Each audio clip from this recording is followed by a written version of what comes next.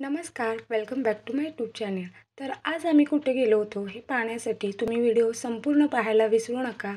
आणि चॅनलवर नवीन असाल तर चॅनलला नक्की सबस्क्राईब करा आणि असेच व्हिडिओ पाहण्यासाठी चॅनलवर राहा.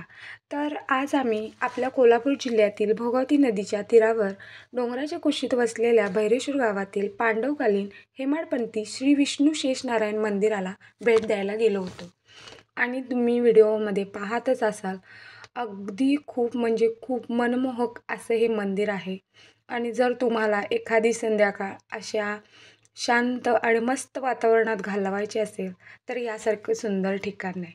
आणि तुम्ही बघू शकता तळ्याच्या मध्ये असे मंदिर आहे आणि जाण्यासाठी अशी सुंदर अशी वाट आहे.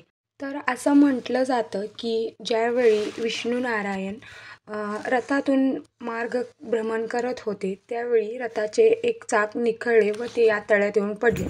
तळ्यात असलेली ब्रह्मकमळ आणि नयनरम्य वातावरण पाहून श्री विष्णूंना खूप वातावरण ते भावलं आणि ते तिथेच निद्रावस्थेत झोपी गेले. आणि तुम्ही मंदिरातली मूर्ती पण आता व्हिडिओमध्ये बघू शकता, ती पण तशीच आहे जशीच्या तशी. आणि खरंच खूप म्हणजे खूप सुंदर मंदिर आहे हे.